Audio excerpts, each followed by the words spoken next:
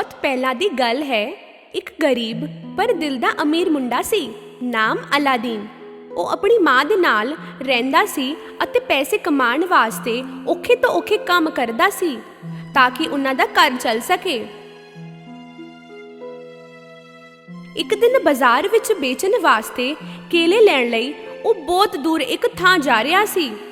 ਅਚਾਨਕ ਉਹਨੂੰ ਇੱਕ ਬੰਦਾ ਮਿਲਿਆ ਜਿਹਦੀ ਦਾੜੀ ਸੰਘਣੀ ਅਤੇ ਕੱਦ ਲੰਮਾ ਸੀ। ਉਹ ਆਪਣੇ ਹੱਥ 'ਚ ਸੋਨੇ ਦਾ ਸਿੱਕਾ ਦਿਖਾਉਂਦੇ ਹੋਏ ਬੋਲਿਆ, ਮੇਰੇ ਪੁੱਤਰ, ਮੈਂ ਤੇਰੇ ਪਿਓ ਦਾ ਬਚਪਨ ਦਾ ਦੋਸਤ ਹਾਂ। ਕੀ ਤੈਨੂੰ ਇਹ ਸੋਨੇ ਦਾ ਸਿੱਕਾ ਚਾਹੀਦਾ ਹੈ? ਸੋਨੇ ਦਾ? ਇੰਨਾ ਤਾਂ ਮੈਂ ਜ਼ਿੰਦਗੀ ਭਰ ਕੇਲੇ ਵੇਚ-ਵੇਚ ਕੇ ਵੀ ਨਹੀਂ ਕਮਾ ਪਾਵਾਂਗਾ। ਉਸ ਬੰਦੇ ਨੇ ਅਲਾਦੀਨ ਨੂੰ ਉੱਥੇ ਹੀ ਪੱਥਰ ਦੇ ਥੱਲੇ ਇੱਕ ਟੋਇਆ ਵਿਖਾਇਆ ਅਤੇ ਉਹਨੂੰ ਉੱਥੇ ਜਾਣ ਲਈ ਕਿਹਾ। ਅਲਾਦੀਨ ਨੂੰ ਇਹ ਕੰਮ ਬੜਾ ਸੌਖਾ ਲੱਗਿਆ। ਦੋਨਾਂ ਨੇ ਰਲ ਕੇ ਉਸ ਪੱਥਰ ਨੂੰ ਹਟਾਇਆ ਅਤੇ ਉੱਥੇ ਨਿਕਲੀ ਇੱਕ ਗੁਫਾ।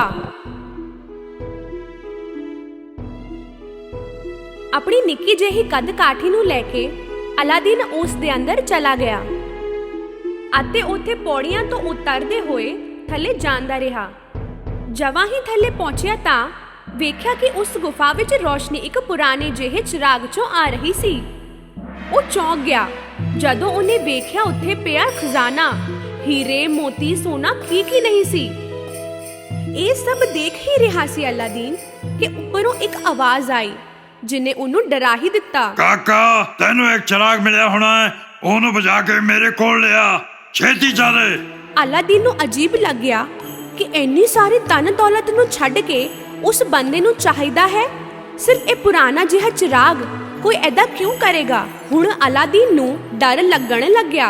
ਅਲਾਦੀਨ ਚਿਰਾਗ ਲੈ ਕੇ ਪੌੜੀਆਂ ਤੇ ਉੱਪਰ ਜਾਣ ਲੱਗਿਆ, ਪਰ ਇੰਨੇ 'ਚ ਉਹ ਬੰਦਾ ਚਿल्ला ਪਿਆ, ਦੇ ਮੈਨੂੰ ਇਹ ਚਿਰਾਗ ਛੇਤੀ ਨਾਲ। ਅਲਾਦੀਨ ਨੂੰ ਉਹਦਾ ਚੱਕਰ ਸਮਝ ਨਹੀਂ ਆ ਰਿਹਾ ਸੀ। ਪਹਿਲਾਂ ਮੈਨੂੰ ਇੱਥੋਂ ਬਾਹਰ ਕੱਢੋ। ਜੇ ਤੂੰ ਮੈਨੂੰ ਇਹ ਚਿਰਾਗ ਨਹੀਂ ਦਿੱਤਾ ਤਾਂ ਮੈਂ ਤੈਨੂੰ ਇਸੇ ਗੁਫਾ ਵਿੱਚ ਬੰਦ ਕਰ ਦਿਆਂਗਾ। ਹੁਣ ਅਲਾਦੀਨ ਨੂੰ ਸਮਝ ਆ ਗਿਆ ਕਿ ਉਹਦੇ ਇਰਾਦੇ ਨੇਕ ਨਹੀਂ। ਨਹੀਂ, ਪਹਿਲਾਂ ਮੈਨੂੰ ਇੱਥੋਂ ਬਾਹਰ ਕੱਢੋ। ਬੇਵਕੂਫ, ਹੁਣ ਤੇਰੀ ਖੈਰ ਨਹੀਂ। ਓਏ, ਬੰਦ ਨਾ ਕਰੋ ਮੈਨੂੰ। ਉਸ ਬੰਦੇ ਨੇ ਪੱਥਰ ਨਾਲ ਗੁਫਾ ਨੂੰ ਬੰਦ ਤਾਂ ਕਰ ਦਿੱਤਾ, ਪਰ ਉਹਦੀ ਮੁੰਦਰੀ ਥੱਲੇ ਡਿੱਗ ਗਈ ਅਤੇ ਪੁੱਜੀ ਅਲਾਦੀਨ ਕੋਲ। ਉਹਨੇ ਚੁੱਕਿਆ ਅਤੇ ਆਪਣੀ ਉਂਗਲੀ 'ਚ ਪਾ ਲਿਆ। ਪਾਉਂਦੇ ਹੀ ਗੁਫਾ ਦੇ ਅੰਦਰ ਬੱਦਲ ਜਿਹੇ ਹੋ ਗਏ ਅਤੇ ਉਹਦੇ 'ਚੋਂ ਨਿਕਲਿਆ ਇੱਕ ਵੱਡਾ ਜਿਹਾ ਜੀਵ। ਡਰ ਦੇ ਮਾਰੇ ਅਲਾਦੀਨ ਫੁੱਸ ਹੋ ਗਿਆ। ਜੋ ਵੀ ਚਾਹੀਦਾ ਹੈ ਮੰਗ ਲੈ, ਪਰ ਧਿਆਨ ਰੱਖੀ, ਸਿਰਫ 3 ਚੀਜ਼ਾਂ ਹੀ ਮੰਗ ਸਕਦਾ ਹੈ, ਸਿਰਫ 3। ਮੈਂ ਘਰ ਜਾਣਾ ਹੈ। ਪਲਕ ਝਪਕਦੇ ਹੀ ਅਲਾਦੀਨ ਆਪਣੇ ਘਰ ਪਹੁੰਚ ਗਿਆ। ਅਲਾਦੀਨ ਨੂੰ ਵੇਖ ਕੇ ਉਹਦੀ ਮਾਂ ਚੀਖ ਪਈ। ਅਲਾਦੀਨ ਨੇ ਮਾਂ ਨੂੰ ਸਾਰੀ ਕਹਾਣੀ ਦੱਸੀ, ਉਹ ਬੰਦਾ, ਉਹ ਗੁਫਾ, ਉਹ ਖਜ਼ਾਨਾ ਅਤੇ ਉਹ ਚਿਰਾਗ।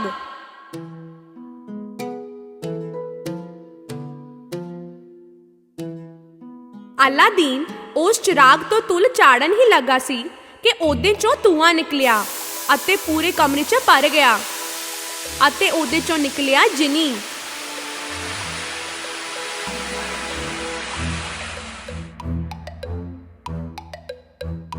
ਵਾਹ ਜੀ ਵਾਹ, ਹਾ, ਕਈ ਵਰਿਆਂ ਤੋਂ ਮੈਂ ਇਸ ਚਿਰਾਗ 'ਚ ਬੰਦ ਸੀ, ਤੁਸੀਂ ਮੈਨੂੰ ਕੱਢ ਲਿਆ। ਕੀ ਮੰਗ ਹੈ ਤੁਹਾਡੀ ਹਜ਼ੂਰ? ਮੰਗੋ। ਇਹ ਹੁਣ ਕਿਹੜੀ ਨਵੀਂ ਮੁਸੀਬਤ ਹੈ? ਇਹੀ ਸੋਚ ਕੇ ਅਲਾਦੀਨ ਅਤੇ ਮਾਂ ਉਹਨੂੰ ਦੇਖਦੇ ਰਹੇ। ਜਿਨੀ ਫੇਰ ਬੋਲਿਆ, ਬੋਲੋ ਹਜ਼ੂਰ, ਕੀ ਫਰਮਾਇਸ਼ ਹੈ? ਠੀਕ ਹੈ, ਮੇਰੇ ਲਈ ਜਾ ਕੇ ਸਵਾਦਿਸ਼ਟ ਖਾਣਾ ਲਿਆਓ। ਅਚਾਨਕ ਇੱਕ ਖਾਣ ਦੀ ਟੇਬਲ ਆ ਗਈ ਅਤੇ ਫਿਰ ਉਹਦੇ ਉੱਤੇ ਸ਼ਾਨਦਾਰ ਖਾਣਾ, ਪੀਣ ਲਈ ਸ਼ਰਬਤ ਅਤੇ ਪੇਸਟਰੀਜ਼ ਅਤੇ ਇੱਕ ਫੂਲਦਾਨ ਵੀ। ਉਸ ਦਿਨ ਤੋਂ ਅਲਾਦੀਨ ਅਤੇ ਮਾਂ ਜੋ ਵੀ ਚਾਹੁੰਦੇ ਸੀ ਜਿੰਨੀ ਲਿਆ ਦਿੰਦਾ ਸੀ। ਉਹ ਖੁਸ਼ੀ ਤੇ ਸ਼ੌਕ ਨਾਲ ਰਹਿਣ ਲੱਗ ਪਏ। ਐਦਾਂ ਹੀ ਵਕਤ ਗੁਜ਼ਰਦਾ ਰਿਹਾ।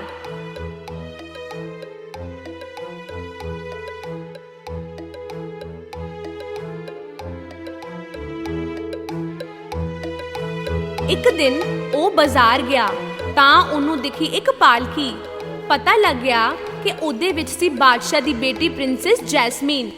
ਅਲਾਦੀਨ ਨੇ ਉਹਦਾ ਚਿਹਰਾ ਦੇਖਿਆ ਅਤੇ ਉਹਨੂੰ ਪਿਆਰ ਹੋ ਗਿਆ। ਉਹਨੇ ਮਾਂ ਨੂੰ ਜੈਸਮੀਨ ਦੇ ਬਾਰੇ ਦੱਸਿਆ। ਮਾਂ ਨੇ ਜਿੰਨੀ ਤੋਂ ਸੰਦੂਕ ਭਰ ਕੇ ਸੋਨਾ ਲਿੱਤਾ ਅਤੇ ਬਾਦਸ਼ਾਹ ਨੂੰ ਦੇਣ ਰਾਜ ਮਹਿਲ ਗਈ। ਉੱਥੇ ਦੇ ਸਿਪਾਹੀ ਉਹ ਸੰਦੂਕ ਬਾਦਸ਼ਾਹ ਕੋਲ ਲੈ ਗਏ ਅਤੇ ਬਾਦਸ਼ਾਹ ਨੇ ਖੁਸ਼ ਹੋ ਕੇ ਮਾਂ ਨੂੰ ਮਿਲਣ ਲਈ ਕਿਹਾ। ਮਾਂ ਨੇ ਉਹਨਾਂ ਨੂੰ ਆਪਣੇ ਪੁੱਤਰ ਦੇ ਪਿਆਰ ਬਾਰੇ ਦੱਸਿਆ ਤੇ ਬਾਦਸ਼ਾਹ ਨੇ ਚਾਹਿਆ ਕਿ ਅਲਾਦੀਨ ਆਪਣੀ ਅਮੀਰੀ ਤੇ ਤਾਕਤ ਨੂੰ ਸਾਬਤ ਕਰੇ। ਜੇ ਤੁਹਾਡਾ ਮੁੰਡਾ ਮੇਰਾ ਜਵਾਈ ਬਣਨਾ ਚਾਹੁੰਦਾ ਹੈ ਤਾਂ ਉਹਨੂੰ ਕਹੋ ਕਿ 40 ਨੌਕਰਾਂ ਦੇ ਹੱਥ 40 ਸੰਦੂਕ ਭੇਜੇ ਜੋ ਹੀਰੇ ਮੋਤੀ ਸੋਨੇ ਚਾਂਦੀ ਨਾਲ ਭਰੇ ਹੋਣ ਅਤੇ ਉਹਨਾਂ ਦੇ ਮਗਰ 40 ਸਿਪਾਹੀ ਹੋਣ ਉਹਨਾਂ ਦੀ ਸੁਰੱਖਿਆ ਲਈ। ਇਹ ਸੁਣ ਕੇ ਅਲਾਦੀਨ ਦੀ ਮਾਂ ਉਦਾਸ ਹੋ ਕੇ ਮੁੜ ਕੇ ਘਰ ਆ ਗਈ। ਉਹਨਾਂ ਨੂੰ ਯਕੀਨ ਸੀ ਕਿ ਜਿੰਨੀ ਇਹ ਸਭ ਤਾਂ ਨਹੀਂ ਦੇ ਪਾਵੇਗਾ। ਅਲਾਦੀਨ ਨੇ ਫੇਰ ਤੋਂ ਚਿਰਾਗ ਦੇ ਜਿੰਨੀ ਨੂੰ ਸੱਦਿਆ। ਬੋਲੋ ਹਜ਼ੂਰ, ਕੀ ਫਰਮਾਇਸ਼ ਹੈ? ਅਲਾਦੀਨ ਨੇ ਉਹਨੂੰ ਬਾਦਸ਼ਾਹ ਦੀ ਮੰਗ ਦੱਸੀ। ਇਹ ਸੁਣ ਕੇ ਜਿੰਨੀ ਨੇ ਤਾੜੀ ਮਾਰੀ ਅਤੇ ਉਥੋਂ ਦੇ ਉੱਥੇ ਹੀ ਖਜ਼ਾਨਾ ਲੈ ਕੇ 40 ਨੌਕਰ ਤੇ 40 ਸਿਪਾਹੀ ਪ੍ਰਗਟ ਹੋ ਗਏ। ਬਾਦਸ਼ਾਹ ਨੇ ਵੇਖਿਆ ਕਿ ਜੋ ਵੀ ਮੰਗਿਆ ਸੀ ਉਹਨਾਂ ਨੇ ਅਲਾਦੀਨ ਨੇ ਪੂਰਾ ਕਰ ਦਿੱਤਾ ਅਤੇ ਉਹ ਖੁਸ਼ ਹੋ ਗਏ। ਉਹਨਾਂ ਨੇ ਸੋਚਿਆ ਕਿੰਨਾ ਪੈਸਾ ਹੈ ਮੁੰਡੇ ਕੋਲ। ਮੈਂ ਚਾਹੁੰਦਾ ਹਾਂ ਕਿ ਮੇਰੀ ਧੀ ਇੱਕ ਮਹਿਲ ਵਰਗੇ ਘਰ 'ਚ ਰਹੇ। ਜੇ ਉਹਨੂੰ ਏਦਾਂ ਦਾ ਘਰ ਦੇ ਸਕਦੇ ਹੋ ਤਾਂ ਹੀ ਵਿਆਹ ਦੀ ਗੱਲ ਸੋਚੋ। ਅਲਾਦੀਨ ਨੇ ਬਾਦਸ਼ਾਹ ਦੀ ਇੱਛਾ ਜਿੰਨੀ ਨੂੰ ਦੱਸੀ। ਜਿੰਨੀ ਨੇ ਫੇਰ ਤੋਂ ਤਾੜੀ ਮਾਰੀ ਅਤੇ ਉਸੇ ਵੇਲੇ ਇੱਕ ਵੱਡਾ ਸ਼ਾਨਦਾਰ ਮਹਿਲ ਉਹਦੇ ਸਾਹਮਣੇ ਬਣ ਗਿਆ। ਅਲਾਦੀਨ ਨੂੰ ਭਰੋਸਾ ਨਹੀਂ ਹੋ ਰਿਹਾ ਸੀ। ਬਾਦਸ਼ਾਹ ਨੂੰ ਲੱਗਿਆ ਅਲਾਦੀਨ ਤੋਂ ਅਮੀਰ ਮੁੰਡਾ ਨਹੀਂ ਮਿਲੇਗਾ ਕਦੀ ਵੀ। ਉਹਨਾਂ ਦਾ ਵਿਆਹ ਧੂਮ-ਧਾਮ ਨਾਲ ਹੋਇਆ ਅਤੇ 3 ਦਿਨ ਤੱਕ ਜਸ਼ਨ ਚੱਲਦਾ ਰਿਹਾ। ਸਾਰਿਆਂ ਨੂੰ ਅਲਾਦੀਨ ਦੀ ਕਿਸਮਤ ਅਤੇ ਅਮੀਰੀ ਬਾਰੇ ਪਤਾ ਸੀ, ਪਰ ਅਲਾਦੀਨ ਅਤੇ ਉਹਦੀ ਮਾਂ ਨੇ ਜੈਸਮੀਨ ਨੂੰ ਜਿੰਨੀ ਦੇ ਬਾਰੇ ਨਹੀਂ ਦੱਸਿਆ।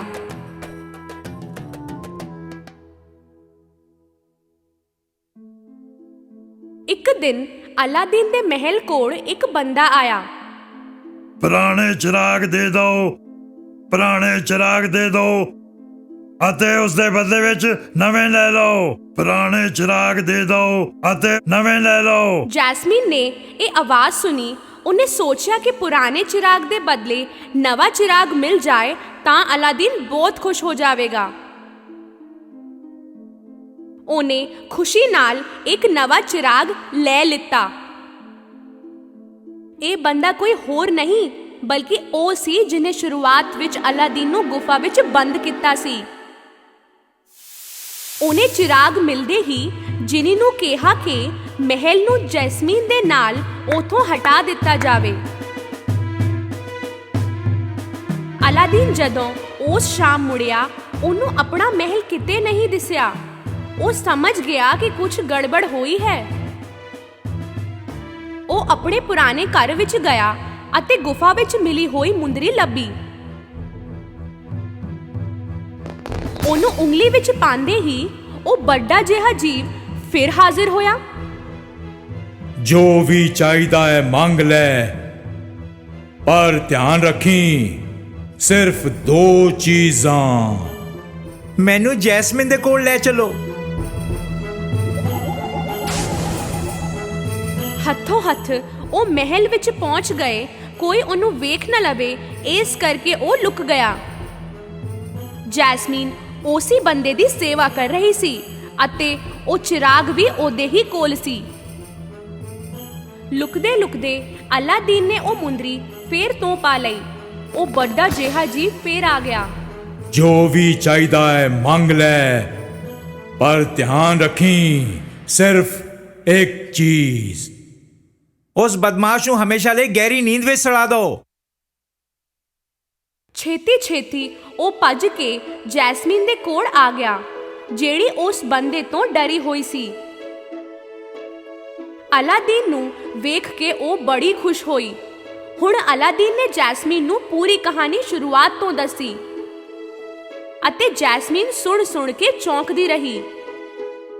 ਅਲਾਦੀਨ ਨੇ ਫੇਰ ਤੋਂ ਚਿਰਾਗ ਨੂੰ ਰਗੜਿਆ ਅਤੇ ਬਾਹਰ ਆਇਆ ਉਹੀ ਜਿਨੀ। ਕੀ ਮੰਗ ਹੈ ਤੁਹਾਡੀ ਹਜ਼ੂਰ? ਮੰਗੋ। ਇਸ ਬਦਮਾਸ਼ ਨੂੰ ਇੰਨੀ ਦੂਰ ਪਹੁੰਚਾ ਦਿਓ ਕਿ ਸਾਨੂੰ ਕਦੇ ਲੱਭ ਨਾ ਸਕੇ। ਅਤੇ ਉਹ ਬੰਦਾ ਅਚਾਨਕ ਗਾਇਬ ਹੋ ਗਿਆ। ਅਲਾਦੀਨ ਨੇ ਜਿਨੀ ਨੂੰ ਉਸ ਮਹਿਲ ਨੂੰ ਆਪਣੀ ਥਾਂ ਤੇ ਪਹੁੰਚਾਉਣ ਲਈ ਕਿਹਾ। ਮਹਿਲ ਅਸਮਾਨ 'ਚ ਉੜਦਾ ਹੋਇਆ ਆਪਣੀ ਪੁਰਾਣੀ ਥਾਂ ਤੇ ਪਹੁੰਚਿਆ ਅਤੇ ਉੱਥੇ ਪਹੁੰਚ ਕੇ ਅਲਾਦੀਨ ਆਪਣੀ ਮਾਂ ਦੇ ਕੋਲ ਸੀ ਇੱਕ ਵਾਰੀ ਫੇਰ। ਅਲਾਦੀਨ, ਉਹਦੀ ਮਾਂ ਅਤੇ ਜੈਸਮੀਨ ਨਾਲ ਰਹੇ, ਹਮੇਸ਼ਾ ਖੁਸ਼ੀ-ਖੁਸ਼ੀ।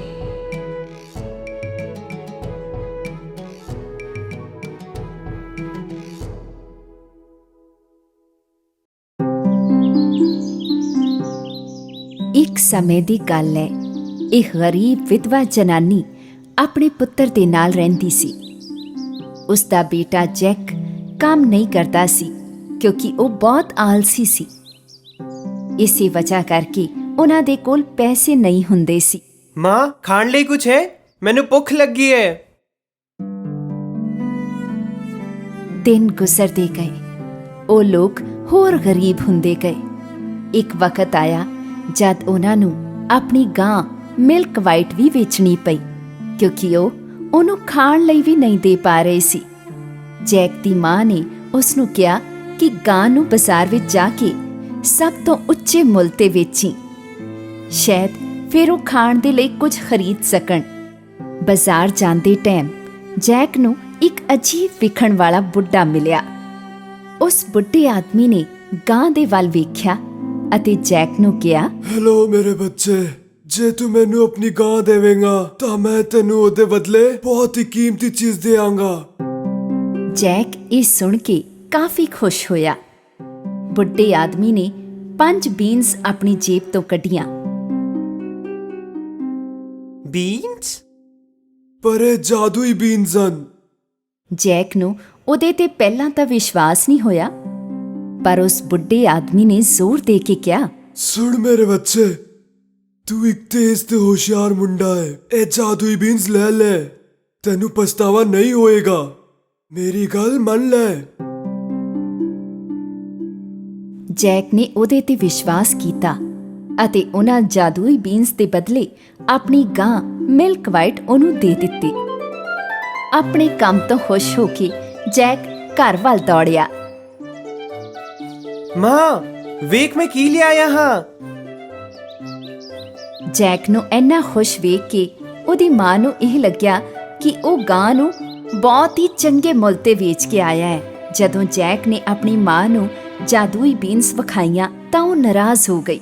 ਉਹਨੇ ਉਹਨਾਂ ਜਾਦੂਈ ਬੀਨਸ ਨੂੰ ਗਾਰਡਨ ਵਿੱਚ ਸੁੱਟ ਦਿੱਤਾ ਅਤੇ ਜੈਕ ਨੂੰ ਆਪਣੇ ਕਮਰੇ ਵਿੱਚ ਜਾਣ ਦੇ ਲਈ ਕਿਹਾ।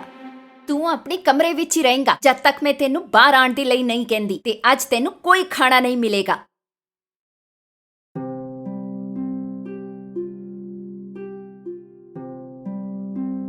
ਸਵੇਰੇ ਜੈਕ ਨੇ ਆਪਣੀ ਬਾਰੀ ਤੋਂ ਬਾਹਰ ਝਾਂਕਿਆ ਤਾਂ ਉਹ ਹੈਰਾਨ ਹੋ ਗਿਆ।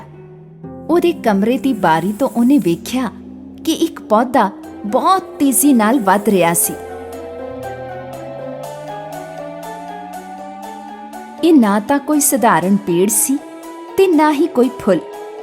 ਇਹ ਜਾਦੂਈ ਬੀਨਸ ਦਾ ਪੇੜ ਸੀ। ਜੈਕ ਨੇ ਉਸ ਵੱਡੇ ਬੀਨ ਦੇ ਪੇੜ ਤੇ ਛਾਲ ਮਾਰੀ ਤੇ ਉਹਦੇ ਟੇਢੇ ਮੇਢੇ ਪੱਤਿਆਂ ਤੇ ਪੌੜੀਆਂ ਦੀ ਤਰ੍ਹਾਂ ਚੜਨ ਲੱਗਾ।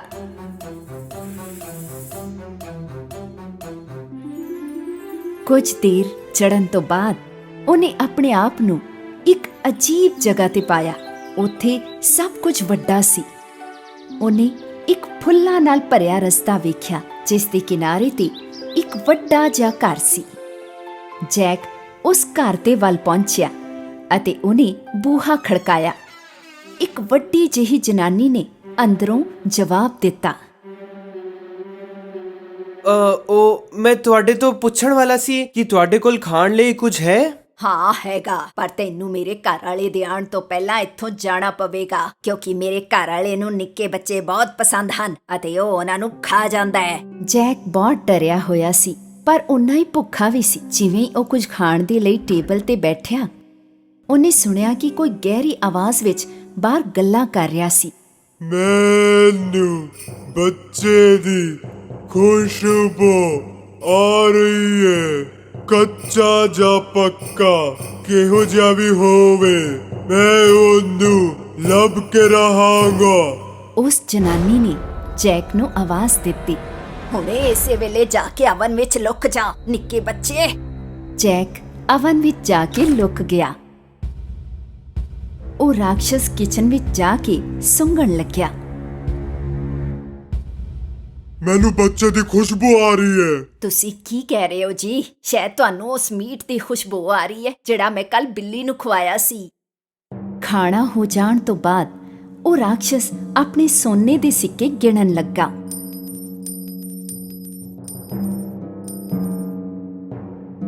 ਕੁਝ ਚਿਰ ਬਾਅਦ ਉਹ ਗਿਣਦੇ ਗਿਣਦੇ ਥੱਕ ਗਿਆ ਅਤੇ ਸੌਂ ਗਿਆ।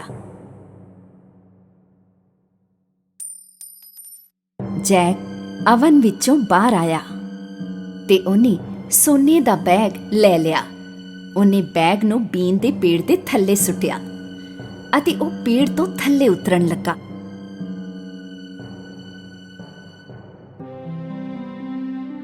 ਉਹਨੇ ਸੋਨੇ ਦੇ ਭਰੇ ਬੈਗ ਨੂੰ ਚੱਕਿਆ ਅਤੇ ਘਰ ਦੇ ਅੰਦਰ ਦੌੜਦਾ ਹੋਇਆ ਗਿਆ।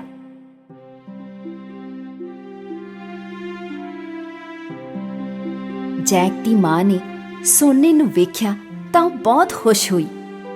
ਉਸ ਦਿਨ ਤੋਂ ਬਾਅਦ ਉਹ ਕਦੇ ਗਰੀਬ ਨਹੀਂ ਰਹੇ। ਪਰ ਕੁਝ ਮਹੀਨਿਆਂ ਬਾਅਦ ਜੋ ਕੁਝ ਵੀ ਸੋਨੇ ਦਾ ਉਹਨਾਂ ਕੋਲ ਸੀ ਉਹ ਖਤਮ ਹੋ ਗਿਆ। ਜਦ ਹੋਰ ਕੋਈ ਰਸਤਾ ਨਹੀਂ ਸੀ, ਜੈਕ ਫਿਰ ਤੋਂ ਬੀਨ ਦੇ ਪੇੜ ਤੇ ਚੜ੍ਹ ਕੇ ਉਸ ਰਾਖਸ਼ਸ ਦੇ ਘਰ ਪੁੱਜਿਆ। ਪਿਛਲੀ ਵਾਰ ਜਦੋਂ ਤੂੰ ਇੱਥੇ ਆਇਆ ਸੀ ਤਾਂ ਸਾਡਾ ਇੱਕ ਸੋਨੇ ਦਾ ਬੈਗ ਚੋਰੀ ਹੋ ਗਿਆ ਸੀ। ਪਰ ਫਿਰ ਵੀ ਉਹਨੇ ਜੈਕ ਨੂੰ ਪਿਆਰ ਨਾਲ ਅੰਦਰ ਬੁਲਾਇਆ। ਥੋੜੀ ਦੇਰ ਵਿੱਚ ਰਾਖਸ਼ਸ ਘਰ ਪਹੁੰਚਿਆ। ਮੈਨੂੰ ਬੱਚੇ ਦੀ ਖੁਸ਼ਬੂ ਆ ਰਹੀ ਹੈ, ਕੱਚਾ ਜਾਂ ਪੱਕਾ ਕਿਹੋ ਜਿਹਾ ਵੀ ਹੋਵੇ, ਮੈਂ ਉਹਨੂੰ ਲੱਭ ਕੇ ਰਹਾਂਗਾ।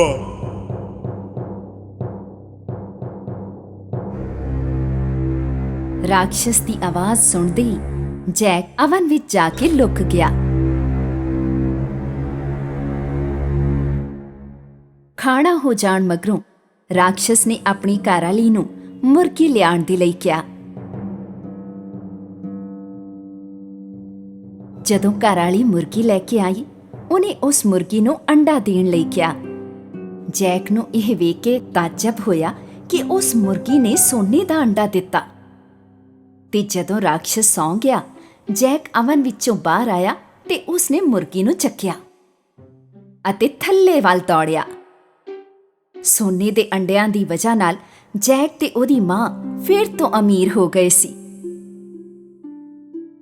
ਪਰ ਕੁਝ ਸਮੇਂ ਬਾਅਦ ਜੈਕ ਨੇ ਫਿਰ ਤੋਂ ਆਪਣਾ ਲੱਕ ਟਰਾਈ ਕਰਨ ਦੀ ਸੋਚੀ ਅਤੇ ਉਹ ਬੀਨ ਦੇ ਪੇੜ ਤੇ ਚੜ੍ਹ ਗਿਆ। ਇਸ ਵਾਰ ਉਹ ਰਾਖਸ਼ਸ ਦੇ ਘਰ ਵਿੱਚ ਚੁਪਕੇ ਨਾਲ ਵੜ ਗਿਆ, ਉਹਦੀ ਘਰਵਾਲੀ ਤੋਂ ਲੁਕਦੇ ਹੋਏ, ਅਤੇ ਵੱਡੇ ਜਿਹੇ ਕਾਪਰ ਦੇ ਪੌਟ ਵਿੱਚ ਜਾ ਕੇ ਲੁਕ ਕੇ ਬਹਿ ਗਿਆ। ਥੋੜੀ ਦੇਰ ਮਗਰੋਂ ਰਾਖਸ਼ਸ ਆਇਆ। ਮੈਨੂੰ ਬੱਚੇ ਦੀ ਖੁਸ਼ਬੂ ਆ ਰਹੀ ਹੈ, ਕੱਚਾ ਜਾਂ ਪੱਕਾ ਕਿਹੋ ਜਿਹਾ ਵੀ ਹੋਵੇ, ਮੈਂ ਉਹਨੂੰ ਲੱਭ ਕੇ ਰਹਾਂਗਾ। ਇਸ ਵਾਰ ਰਾਖਸ਼ਸ ਦੀ ਘਰਵਾਲੀ ਨੇ ਜੈਕ ਨੂੰ ਪਕੜਵਾਉਣ ਦਾ ਤੈਅ ਕੀਤਾ। ਜੇ ਕੋਈ ਬੱਚਾ ਹੈ ਤਾਂ ਸ਼ਾਇਦ ਅਵਨ ਵਿੱਚ ਹੋਵੇਗਾ। ਜੈਕ ਕਿਤੇ ਹੋਰ ਲੁਕਿਆ ਸੀ।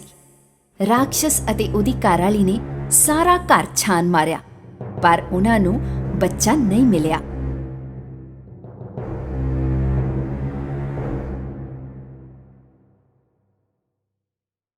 ਖਾਣ ਤੋਂ ਬਾਅਦ ਰਾਖਸ਼ ਨੇ ਸੋਨੇ ਦੀ ਵੀਣਾ ਟੇਬਲ ਤੇ ਰੱਖੀ ਅਤੇ ਉਹਨੂੰ ਵਜਣ ਦਾ ਹੁਕਮ ਦਿੱਤਾ। ਵੀਣਾ ਵਜਣ ਲੱਗੀ ਅਤੇ ਰਾਖਸ਼ ਸੌਂ ਗਿਆ। ਇਸ ਵਾਰ ਜੈਕ ਨੂੰ ਇਹ ਵੀਣਾ ਕਿਸੇ ਵੀ ਕੀਮਤ ਤੇ ਹਾਸਲ ਕਰਨੀ ਸੀ, ਇਸ ਲਈ ਉਹ ਰਾਖਸ਼ ਦੇ ਗੋਡਿਆਂ ਤੇ ਚੜ੍ਹਦਾ ਹੋਇਆ ਟੇਬਲ ਤੇ ਪਹੁੰਚਿਆ। ਪਰ ਕੁਝ ਅਜਿਹਾ ਹੋਇਆ ਜੋ ਉਹ ਸੋਚ ਵੀ ਨਹੀਂ ਸਕਦਾ ਸੀ। ਹੈਲਪ! ਵੀਣਾ ਚੀਖੀ। ਜੈਕ ਨੇ ਵੀਣਾ ਨੂੰ ਆਪਣੀ ਪਿੱਠ ਤੇ ਲੈ ਕੇ ਟੇਬਲ ਤੋਂ ਛਾਲ ਮਾਰੀ। ਰਾਖਸ਼ ਉੱਠ ਗਿਆ ਅਤੇ ਜੈਕ ਦੇ ਪਿੱਛੇ ਦੌੜਿਆ। ਜੈਕ ਬੀਨ ਦੇ ਪੇੜ ਤੋਂ ਤੇਜ਼ੀ ਨਾਲ ਉਤਰਨ ਲੱਗਾ ਅਤੇ ਰਾਖਸ਼ ਉਹਦੇ ਪਿੱਛੇ ਪਿੱਛੇ। ਜਦੋਂ ਘਰ ਪਹੁੰਚਿਆ, ਜੈਕ ਨੇ ਆਪਣੀ ਮਾਂ ਨੂੰ ਬੁਲਾਇਆ। ਮਾਂ, ਛੇਤੀ ਤਿਆਰ ਵੀ ਨਾਲ ਲੈ ਆਈ। ਉਹਨਾਂ ਨੇ ਬੀਨ ਦੇ ਪੇੜ ਨੂੰ ਕੱਟਣਾ ਸ਼ੁਰੂ ਕੀਤਾ। ਆਖਰ ਉਹਨਾਂ ਨੇ ਬੀਨ ਦੇ ਪੇੜ ਨੂੰ ਕੱਟ ਦਿੱਤਾ ਅਤੇ ਰਾਖਸ਼ ਜ਼ੋਰ ਨਾਲ ਥੱਲੇ ਜ਼ਮੀਨ ਤੇ ਆ ਡਿੱਗਿਆ। ਉਹ ਦੋਨੋਂ ਰਾਖਸ਼ ਤੋਂ ਬਚ ਗਏ ਸੀ। ਸ਼ੁਕਰ ਹੈ ਰੱਬਾ, ਅਸੀਂ ਬਚ ਗਏ। ਉਹ ਲੋਕ ਠੀਕ ਸੀ, ਪਰ ਜੈਕ ਨੂੰ ਆਪਣੀ ਹਰਕਤ ਤੇ ਕਾਫੀ ਪਛਤਾਵਾ ਹੋ ਰਿਹਾ ਸੀ। ਉਹ ਆਪਣੇ ਲਾਲਚ ਦੇ ਕਰਕੇ ਅੱਜ ਆਪਣੀ ਜਾਨ ਗਵਾਉਣ ਵਾਲਾ ਸੀ। ਉਹਨੇ ਆਪਣੀ ਮਾਂ ਨੂੰ ਵਾਅਦਾ ਕੀਤਾ ਕਿ ਉਹ ਕਦੇ ਵੀ ਚੋਰੀ ਨਹੀਂ ਕਰੇਗਾ ਅਤੇ ਉਹ ਕੱਲ ਤੋਂ ਬਹੁਤ ਮਿਹਨਤ ਕਰੇਗਾ। ਉਸ ਦਿਨ ਤੋਂ ਬਾਅਦ ਜੈਕ ਤੇ ਉਹਦੀ ਮਾਂ ਕਦੇ ਵੀ ਗਰੀਬ ਨਹੀਂ ਰਹੇ। ਹਾਂ, ਉਹਨਾਂ ਦੇ ਕੋਲ ਸੋਨੇ ਦੇ ਅੰਡੇ ਦੇਣ ਵਾਲੀ ਮੁਰਗੀ ਸੀ ਮਦਦ ਦੇ ਲਈ, ਪਰ ਜੈਕ ਨੇ ਵੀ ਕੰਮ ਕਰਨਾ ਨਹੀਂ ਛੱਡਿਆ।